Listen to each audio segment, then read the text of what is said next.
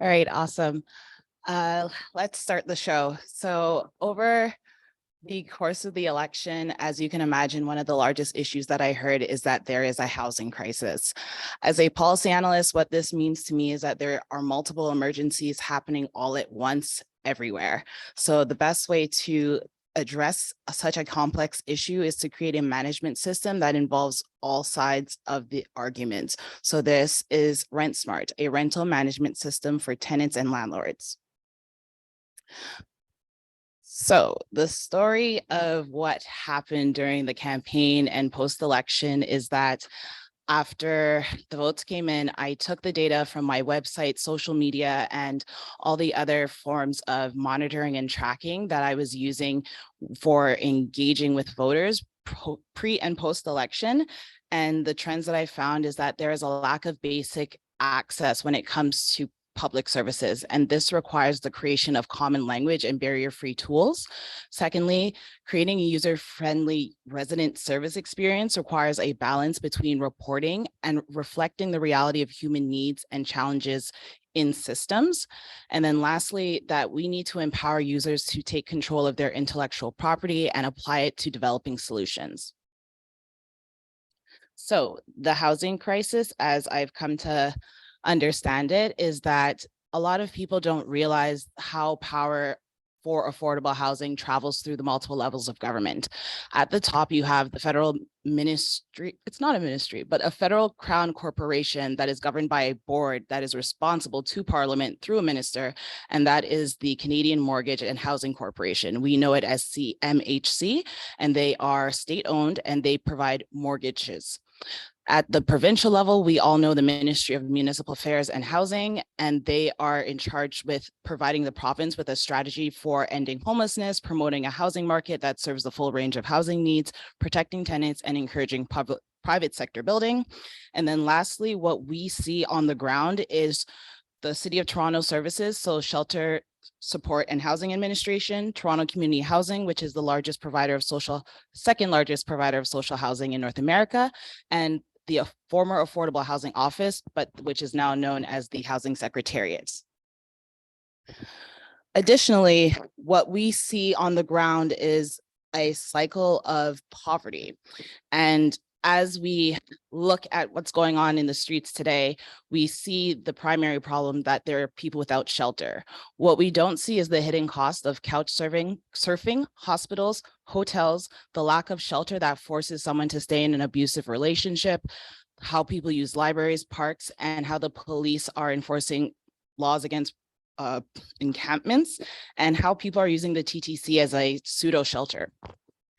As we look at how money is spent throughout the city of Toronto, the majority of us want our tax dollars to go towards designated emergency shelters. So the warming centers that we see, midterm supported housing. So housing for people with chronic mental illness and psychological disorders. And then finally, we want to see these populations move into independent living or long-term care. So when we talk about the affordability problem, as a policy analyst, I broke it into two issues, which is people want affordable tenancies and they want the ability to own the property of their choosing. And as you break down what affordable tenancies are for different subject groups, commercial tenants, so small and medium businesses, they want stability in their commercial property settings, the same as residential settings, which are for individuals and groups. As we look at who wants to own property, we're looking at young and mid-career potential homeowners that are basically being shut out of the market because social housing is no longer provided at the accelerated rate that it once was by public and nonprofit developers, and market rate housing, which is private and for profit, is out of reach because it's cost more than the standard price. And even if you're making six figures, if you don't have seven, you're out of luck. So on a wider citywide scale, what this has looked like since 2005 is the creation of priority neighborhoods, which are places like Jane and Finch, Jamestown, Malvern, Kingston, Galloway, places that have been labeled as places without the right opportunities and economic development and social development. And we see these stories played out as media violence. As time has gone on, priority neighborhoods have changed into neighborhood improvement areas, and the neighborhoods have grown. So from 2014, there were 140 priority neighborhoods, and as of 2022, that number has grown to 158. In this timeline, I'm highlighting how policy has changed and how rebranding neighborhoods is, it creates a lot of challenges for the regular person to follow along on how poverty reduction is actually being reduced. Actually, how poverty reduction is being met. So as you see, 2014, we had the Toronto Strong Neighborhood Strategy, which was supposed to be completed in 2020, and that designated 31 neighborhoods out of 140 as neighborhood improvement areas. On April 12th, 2022, we had a new neighborhood structure that updated 140 neighborhoods to 158. As of 2022, any neighborhood improvement area that was affected by the new structure was split, and it inherited its neighborhood improvement designation until a time that a new place-based strategy is released by the City of Toronto. There is no due date for that, so it's still kind of up in the air. And that brings us to 2023, where I opened a small business after the election, and then the event happened. And now I find myself trying to figure out how to offload a passion project to the community, because I don't want this to become a conflict of interest when I start campaigning. So without further ado, I'm here to present you RentSmart, an application and solution for democratizing living and working spaces. So for me to design a solution, I often ask myself a question. And the question for the housing crisis is, what if we, the public, could find and measure what makes a space good for a home or a business? And this is where I have set the goals for RentSmart in the short term and the long term. In the short term, what I want to do is provide a digital rental experience manager that incorporates essential community partners to make into the process of making renting and managing tenancy agreements easier. In the long term, I want to develop an ecosystem of democratic processes that will ensure that tenants and landlords use standardized and ethical practices. My target audience in the short term is residential and commercial tenants, landlords and property owners, and in the long term, it's local businesses and governments. And the minimal viable product solution that I wanted to test with the market is creating these shared resources between tenants and landlords. So the first one that we're looking at is a centralized platform for receiving personalized updates from local businesses and public services. Second, data-driven metrics to deliver personalized referrals based on your actual cost of living and distance between essential services. I want to help you automate form fill-in to reduce the repetitive registrations that you have to do. I want to introduce multi-factor ID authentication that is supported by mobile, desktop, and public service systems. And then lastly, centralized access to an ecosystem of certified housing providers and professionals. So the benefits for each target audience are as follows. As you saw in the last slide, the commonalities are that we want to reduce the administrative burden that is placed on tenants and landlords when it comes to the LTB by providing a case management tool that manages your rental experience. Furthermore, we want to help people strategically connect to local networks, and we want to help them also find the programs and services that are offered by their local, provincial, and federal governments. We want to provide access to the same historical and present units and neighborhood information that's available to homeowners, to tenants, because in my opinion, we're all tenants on this earth until the afterlife calls us home. So it's only fair that we act accordingly. And then I also just want to create transparency when it comes to submitting and tracking property bids. As a renter myself, I go through PadMapper, Viewit, Kijiji, Facebook, Zoomer, and a few others before I actually settle on a space. And I think it's about time that we have a public registry that centralizes all these resources so that we, the users, can get better access of our data and how it influences policy and housing policy programs. These slides will be available for you guys to read later, so don't feel the strain to read. All right, so I'm going to take you through like a basic user flow. And guys, I'm a policy person. If it's not up to standards, like please don't crucify me. I've been working with someone on this. And I just want to shout out Natasha because she did an excellent job in such short time. So here we have a user flow that shows you from the tenant to the landlords, how I see these processes moving together in parallel and also simultaneously. So for the tenants, we have onboarding at the beginning. We have them taking the intake and creating a user profile using surveys. We also have matching to neighborhoods based on a cost of living report, and using that cost of living report to compare their neighborhood choices. From there, they submit applications, they set up a time for payment and lease exchange, and then they move in. As I said, this will be online for further inspection, so don't break your necks trying to read it. All right, this is where we're going to go through some wireframes. As I said, basic ones. So you have your login page, and this is where we're hoping to work with civil society institutions like Toronto Public Library, Toronto Public Health, so that you can register online or you can pick up a personalized code at that location. It creates a check-in point for users who may be newcomers to the area and they may not be familiar with how to get online or how to connect with someone if they need it. The intake process is where we're going to be taking a more holistic look at who renters are. It's going to be done through a demographic survey that matches people by their age, gender, ethnicity, languages spoken, and disability status. From my time on the campaign trail, a lot of people don't realize that people with disabilities build their communities differently from those who are able-bodied.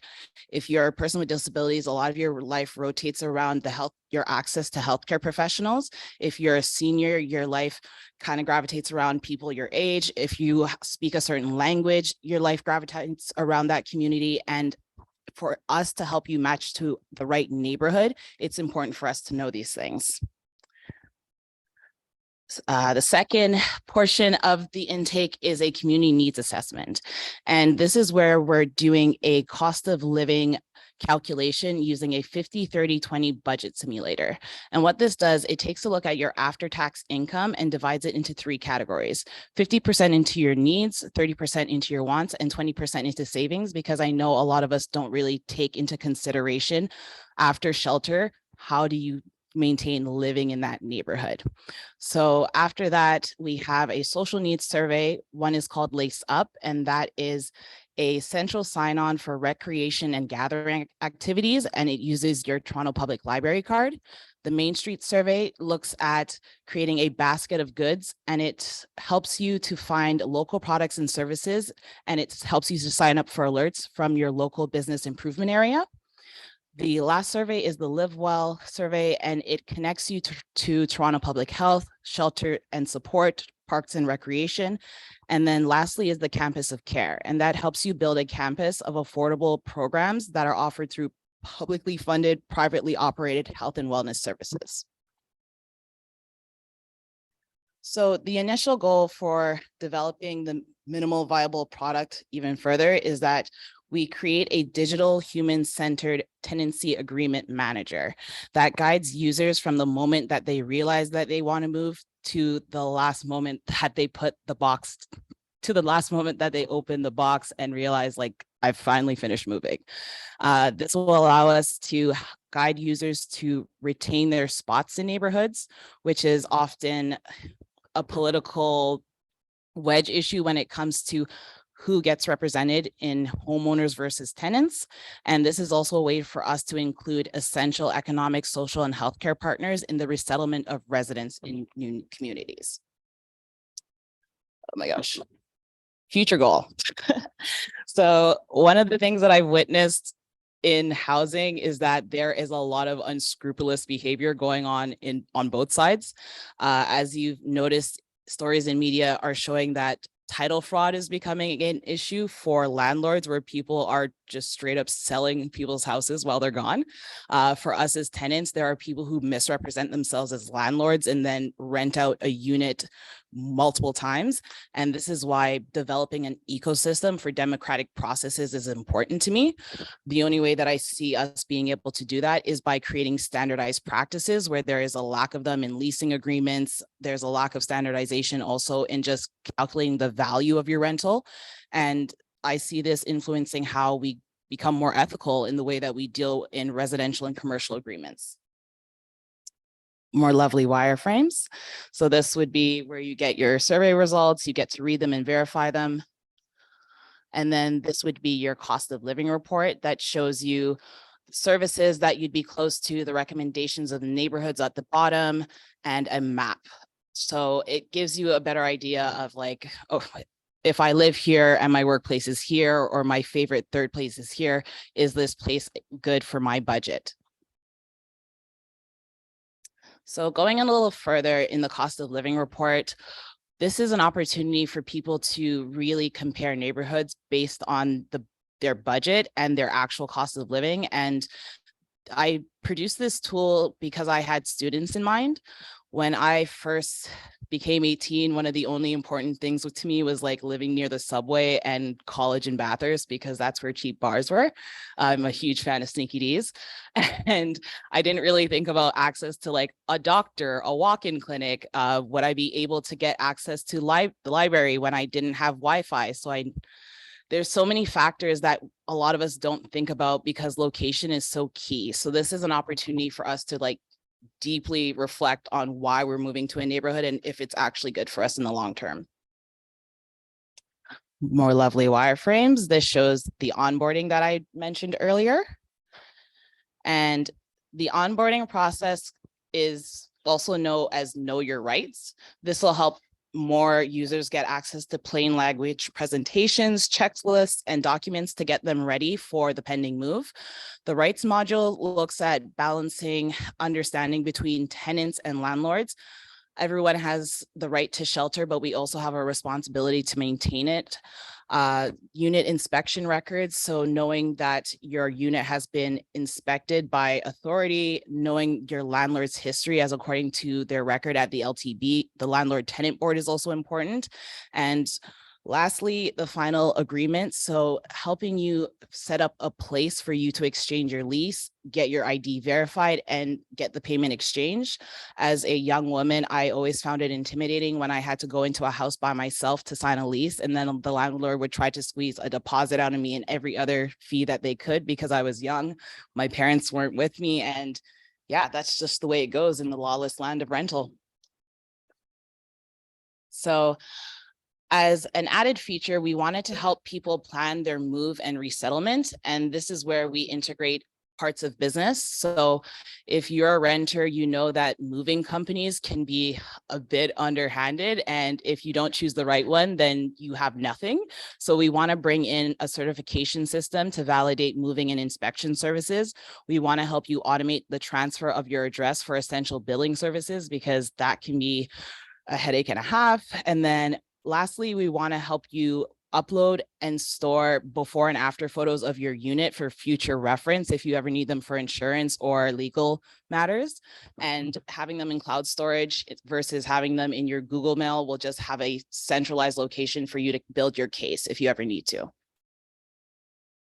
More lovely wireframes. Notifications. As a neurodivergent person, I really love a good notification system. So we have a 3-week pre-move alert. We have 2-move pre-move alert, and these are just adding like confirmations and checklists so that you know, like, I got to get the cleaning service done, the inspection, and the moving service, take the photos and take them with me. And then lastly, I added the welcome wagon. This will help you register for a hello from a local housing worker if you need more support. I made this one in mind with newcomers and refugees who may not know the language, but they just need an anchor point to take them from like their home to Toronto Public Health, to the library, to the local recreation center. And it also just helps to rehumanize neighborhoods. Wireframes, wireframes, more wireframes. Okay. Before the idea of forming government came, there was a business model. It would have been a subscription model with a tiered payment option for skilled trades sector.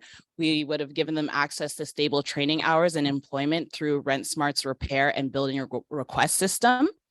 For insurance and finance sector, we would have worked with them to develop personalized credit building services for tenants that come from low income backgrounds and need extra help just building credit from their rental payments, which we all do and surprisingly isn't covered. And then lastly, organizational user fees. These are your colleges, universities, your businesses. It would give them access to a central hub for short-term and long-term tenant. Oh my gosh, it says tendencies. Tendencies. We'll have to fix that. And then last but not least, these are my principles or project charter for this project. I see RentSmart being an integrated platform as a service, and this means that it'll allow users to reduce their need for multi-page research and account registration.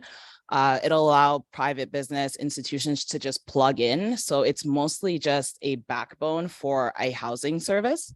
As a public registry system, we aim to help the user develop, execute, and govern a unified flow across on-premise services, so City of Toronto, and cloud-based processes, services, applications, and data. RentSmart is committing to giving the user control over their data by providing the option to opt in and opt out of services that are offered throughout the rental experience. And then lastly, for us to manage this data, we are looking at setting up community data trust. And what this means is that instead of the server being overseas in the US, we would have servers housed within Toronto Public Library, the Universal Health Network, Ryerson, U of T, whichever community partner would be amenable for this. And then the next steps, which I thought I had time to do, but I no longer do. So between now and when the by-election is called, I wanted to work with students, people with disabilities, and seniors to develop user personas so I could better understand what is missing out of the rent safe proposal, and I could develop better features based on the feedback that I got. In phase 2, I would have worked with tenants, landlord advocacy groups, and poverty reduction organizations. Phase 3 would have been government, community healthcare, and social service organizations. Phase 4, business improvement areas and professional associations. And then phase 5 would have been working with the community to decide which third-party partners would be integrated into the final iteration. So with all that, I know it was a lot, but you got questions for me?